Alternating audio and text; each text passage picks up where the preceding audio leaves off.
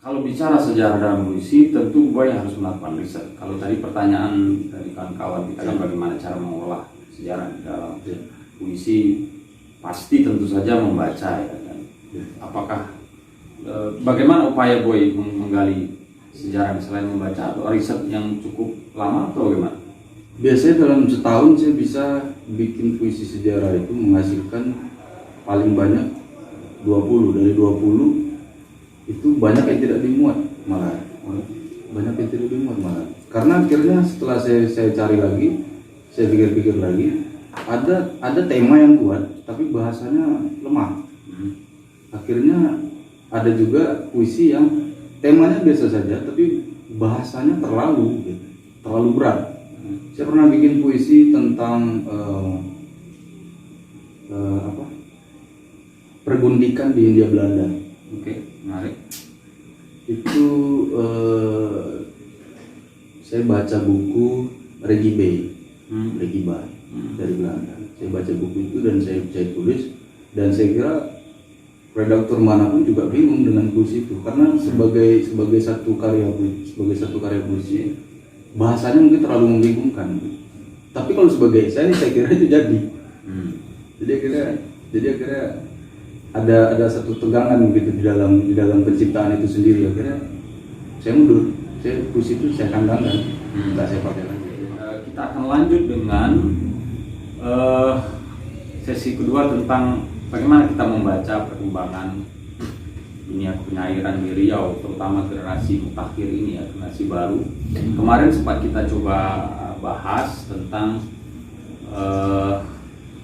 media massa dan eksistensi penyairan generasi baru ini.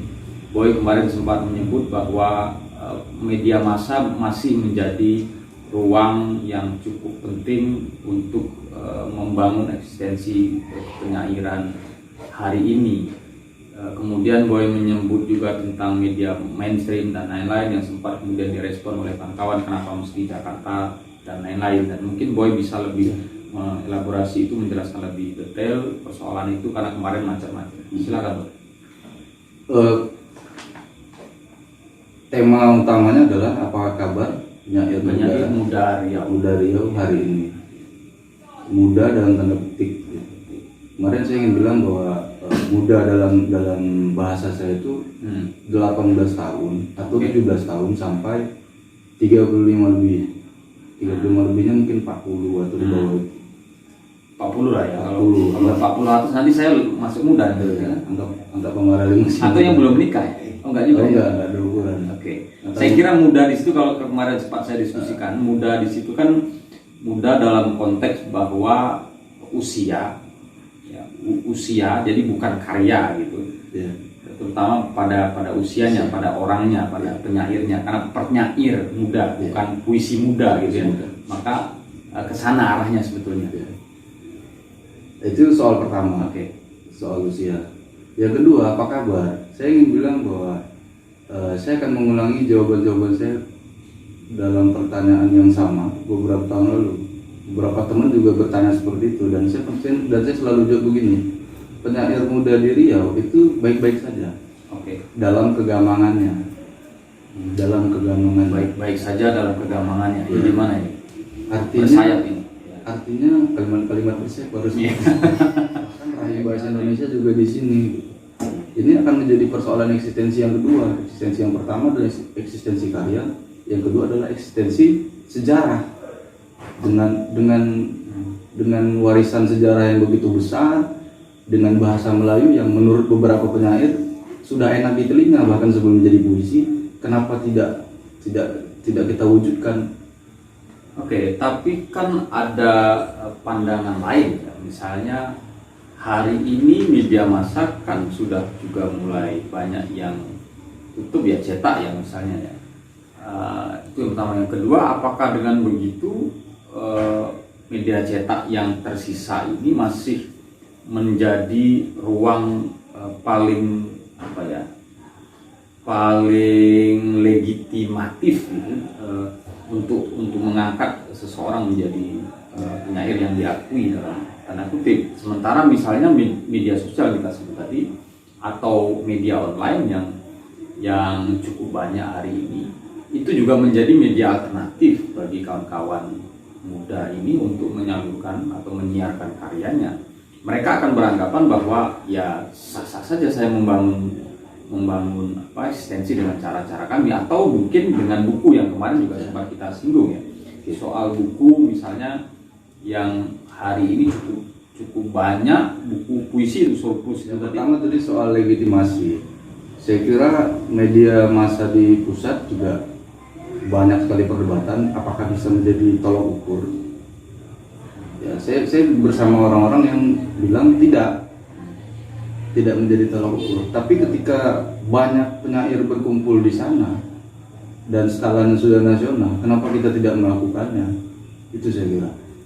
Kemudian soal penerbitan buku yang Pak Marlin bilang, kita baca judulnya aja bahkan sudah tahu isinya. Ya karena itu tadi, karena semangat untuk menyiarkan karya sebagai bahan latihan, sebagai ajang pertarungan pertama gitu, tidak kita lakukan. Tempat menguji karya ya. Bahkan penyair-penyair yang sudah mapan dalam tanda petik gitu, di Indonesia juga menyiarkan karyanya di media-media manapun, entah itu nasional atau daerah, sebelum akhirnya mereka bikin satu antologi. Bagaimana mengujinya dengan lomba misalnya? Nah, persoalan lomba puisi di Indonesia ini ada dua. Satu, tidak tersiar secara menyeluruh. Infonya itu biasanya terbatas, dan kalaupun besar pasti skalanya besar. Yang kedua, para pemenangnya akhirnya samar-samar di ingatan orang. Ada yang diingat, ada yang tidak. Karena apa? Orang berpikir bahwa penyair lomba, dia hanya ikut lomba. Akhirnya berpikirnya seperti itu. Padahal tidak. Banyak sekali penyair lomba yang juga menyiarkan karya-karyanya di tempat lain.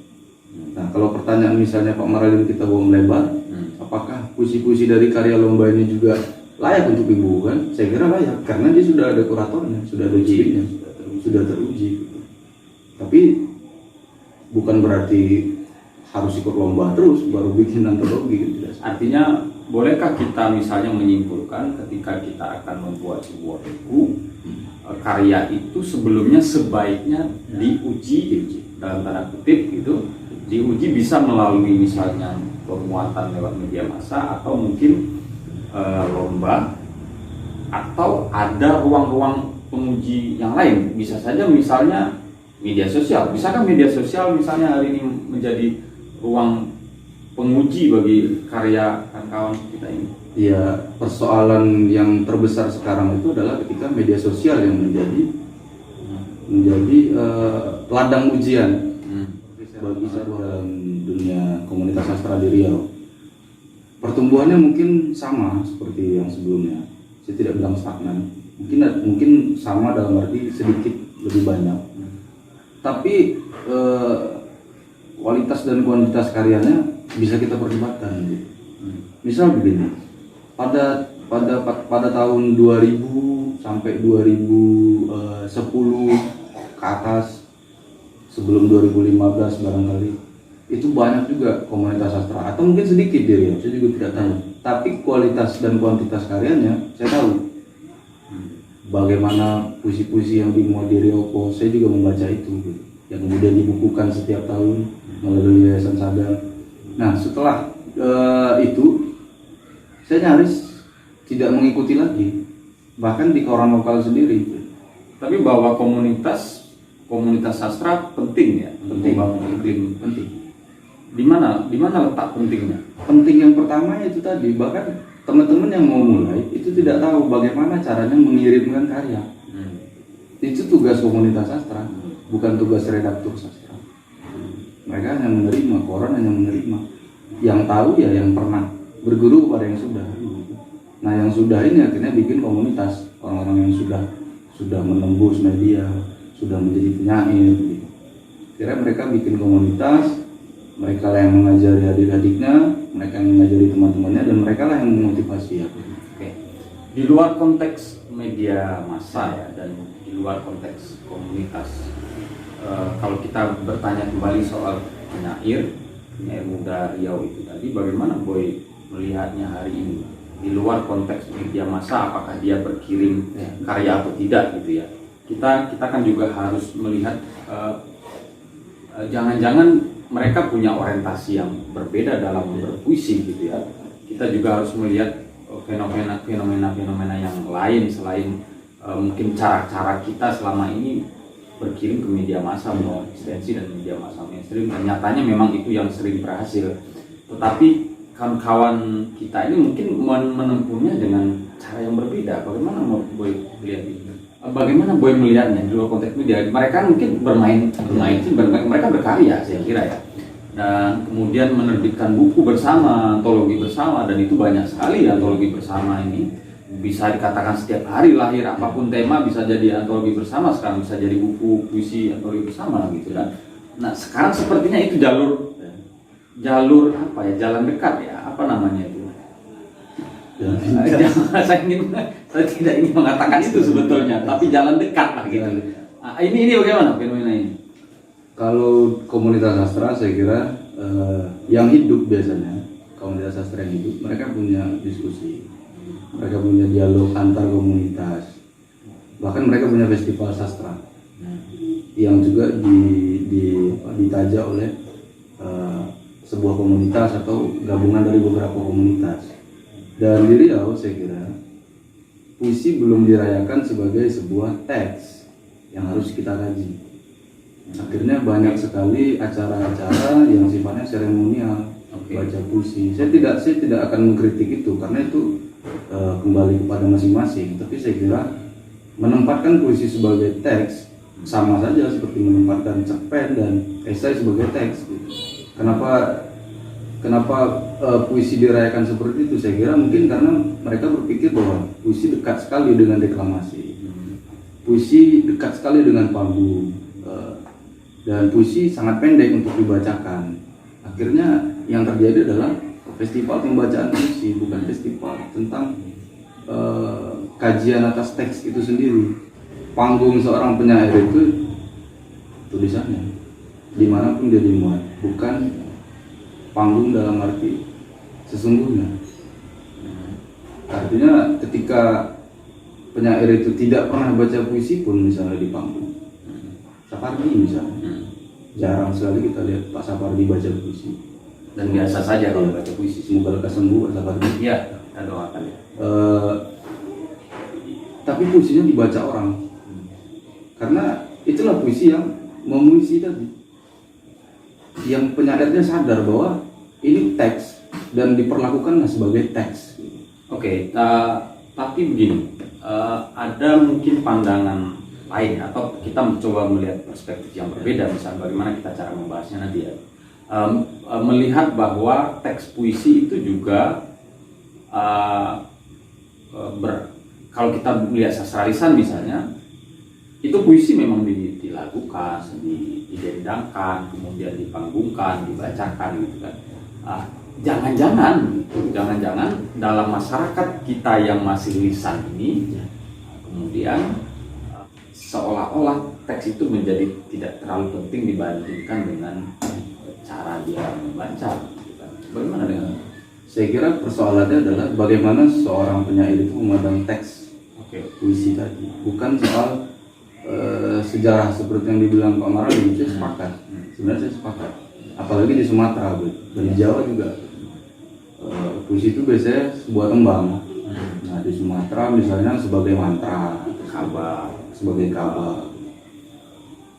Nah yang terjadi hari ini adalah kita tidak lagi melihat puisi sebagai ritual bermagis-magis seperti itu, tapi sebagai sebuah teks, karena yang kita pelajari adalah memang kita belajar warisan leluhur, tapi keterpengaruhan dari budaya asing juga besar, bahwa puisi itu sebenarnya adalah produk tulisan pada akhirnya, pada mulanya mungkin sebuah produk tulisan.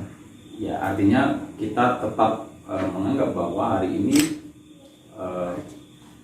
puisi itu dituliskan karena kita berada di dalam masa modern begitu, dan puisi yang kita bahas hari ini adalah puisi modern, puisi yang dituliskan, yang kemudian soal bagaimana cara membaca dan kecenderungan orang membacakan puisi itu soal lain sebetulnya, soal bagaimana sebuah puisi dipertunjukkan itu, dan itu wilayahnya mungkin akan berbeda. Kenapa media massa gitu? Saya kira masih perlu. Generasi saya itu punya satu idiom. Kalau bisa baku hantam, kenapa adu bacot? Nah, adu bacotnya itu di media sosial, baku hantamnya itu di media. Bagi saya seperti itu. Karena itu sama seperti sebuah perlombaan, ada kompetisi. Misal gitu bicara soal puisi di salah satu media Jakarta misalnya. Saya selalu menyebut Jakarta. Lebih baik saya sebut itu ketimbang situs nasional, karena lebih banyak di sana. Dalam satu minggu ada 30 penyair misalnya. Dari 30 penyair 10 penyair kemudian dipilih dalam penjaringan pertama misalnya untuk puisi yang dimuat minggu itu. Kemudian 5 jadi 3, kemudian jadi 1. Saya juga tidak tahu bagaimana proses redaksional si redaktur ini, saya juga tidak tahu. Tapi saya kira seperti itu. Dia akan memilih dulu yang terkuat. Disitulah yang perlombaan tadi saya bilang. Tapi bagaimana misalnya dengan kawan-kawan kita yang muda ini yang menganggap bahwa ya mungkin penyair itu mungkin tidak terlalu penting menjadi penyair, tapi dia nulis puisi begitu, dia bacakan puisi di mana-mana, dia nulis puisi di lomba, dia menulis puisi di buku-buku antologi bersama gitu, ya sudah begitu, dia enjoy saja begitu, dia tidak terlalu peduli dengan dimuat atau tidak karyanya di Kompas atau di Koran Tempo. Itu bagaimana? Ada kecenderungan seperti itu? Iya, makanya tadi di awal saya bilang bahwa kalau ditanya saya bagaimana kabar penyair yang hari ini yang muda, saya bilang bahwa mereka baik-baik saja dalam kegampangannya. Karena mereka gampang antara mengikuti model sebelumnya atau ingin merumuskan sesuatu yang lebih cepat, atau saya bilangnya serba instan gitu. Iya, ini dia. Kata-kata instan ini menarik didiskusikan, ini bisa sampai malam kalau kita diskusikan tentang instan. Karena kalau boleh saya juga berpikir ya bagaimana tiba hari ini kita sepertinya apakah memang begitu tuntutan zaman, misalnya orang ingin cepat sekali menjadi penyair misalnya, tanda kutip, ingin cepat sekali menjadi sastrawan dengan jalan dekat itu, kalau tidak bisa dikatakan jalan pintas gitu kan. Nah, ini seperti apa menjelaskan kata-kata instan ini? Harus bertanggung jawab ini. Waktu diskusi di Suku Seni tahun 2018 saya juga berbicara soal itu, tentang fenomena sastra generasi milenial waktu itu. Oke. Dan saya juga menyinggung hal itu bahwa saya bilang bahwa memang gampang betul menjadi seorang penyair di Indonesia. Bahkan untuk saya sendiri juga pernah merasa seperti itu. Ketika sekali dua kali dimuat di media, nama mulai dianggap. Bahkan lebih parahnya lagi, yang tidak pernah dimuat dan dengan satu jurus bernama ajang kumpul-kumpul, dengan ajang panggung ke panggung, kira mereka merasa bahwa dia sudah menjadi bagian dari kesusastraan Indonesia. Dan itu tidak masalah. Tidak masalah. Persoalannya adalah ketika dia meneguhkan eksistensinya sebagai penyair di depan orang-orang yang sudah berdarah-darah. Ya itu dia. Kalau harus ada kata berdarah-darah. Iya, karena saya merasakan ya yang berdarah-darah itu ya. Sini ada Pak Hari Bekoriun. Selamat datang Pak Hari. Iya. Ya berdarah-darah itu saya kira generasi, mungkin saya tidak tahu yang lain ya, bahwa berdarah-darah itu ketika kita memang bertunggus-lumus menembus media pada waktu itu dengan cara-cara yang tidak segampang hari ini. Maksudnya prosesnya, teknisnya begitu ya, harus lewat email, kalau sekarang sangat gampang gitu, dulu tidak. Ya itu romantisme saya kira kalau harus bercerita seperti itu. Tapi bahwa kadang kalau saya melihat tiba-tiba kawan-kawan penyair yang muda-muda misalnya tiba-tiba dengan kemudian merasa dirinya penyair besar gitu. Tapi ya tidak apa-apa sih sebenarnya. Tetapi kadang-kadang merasa juga kok gampang sekali ya. Kalau saya tidak bisa hidup di zaman ini gitu. Itu gimana? Kalau gue melihatnya sebagai generasi yang di lingkungan itu, maksudnya di lingkungan secara usia itu. Kadang ada satu ambivalensi bahwa orang yang merasa dirinya berdarah-darah pun, tapi di bawah generasi Pak Maralin ya, juga bilang bahwa loh, ya nggak ada urusan harus masuk media massa. Padahal dia dulu seperti itu, dia juga berdarah-darah. Oh, Ada juga yang seperti itu dan tidak sedikit. Persoalannya kenapa lebih jago ya bahasanya kalau sekarang itu yang malah tidak kelihatan eksistensinya di panggung nasional misalnya, maksud saya di panggung media dan segala macam, tapi dia merasa jadi penyair besar ya, bahasa kerennya sih dikipas sama lingkungan. Tapi bahkan sering dapat penghargaan begitu. Itu bagaimana? Artinya mungkin kan misalnya masyarakat sastra kita hari ini memiliki paradigma yang berbeda dengan yang kita dulu, dengan yang saya dulu misalnya. Ya bisa saja dia hanya melihat buku-bukunya, misalnya melihat dia baca puisi, melihat dia, wah anak ini penyair hebat ini, gitu kan. Meskipun kadang-kadang melupakan teks itu tadi. Ya persoalannya di situ. Akhirnya karena kita tidak punya tradisi kritik misalnya di satu daerah, beliau lah misalnya. Kita tidak punya banyak orang yang mau cuap-cuap, mau komentar banyak tentang satu buku, alih-alih beberapa puisi. Akhirnya tidak tersaring dan terjaring lagi. Oke, dan itu menarik ya. Saya kira itu mungkin salah satu masalah ya, bahwa kawan-kawan di Riau hari ini mungkin banyak sekali buku terbit dari kawan-kawan muda ini yang mungkin tidak dibahas. Saya kira mungkin ruang ini bisa sesekali kita nanti mengangkat buku misalnya kita bahas gitu ya. Artinya kita harus juga memberi solusi ketika misalnya kritik macet gitu, kita indikasikan begitu. Kemudian karya surplus banyak, itu kata Boy kemarin, dan itu seperti mengulang ya persoalan lama sebenarnya sejak lama 60-70-an. Kemarin Alfa Hambali juga sempat ya Sukito itu, dan melihat ya sama, ternyata hari ini juga karya seolah surplus begitu dan kritik minus begitu. Dan saya kira di hari ini kawan-kawan di Riau, penulis Riau, bukunya mungkin jarang sekali orang yang berani, itu tadi berani dalam tanda kutip, jarang sekali yang mengupas, menggali, mengkritik sedemikian rupa buku itu sehingga terus-menerus membangun eksistensi dia. Tetapi ada fenomena begini, bisa jadi atau banyak yang menganggap bahwa kritik itu ya membenci, itu kritik sandungan. Itu ya batu sandungan. Itu bagaimana Boy melihatnya? Ya, sesi terakhir. Karena tidak ada tradisi kritik tadi, akhirnya kritik dianggap sebagai hama, dianggap sebagai gulma. Padahal dia juga lahir dari ranting yang sama dengan si pohon yang bernama sastra.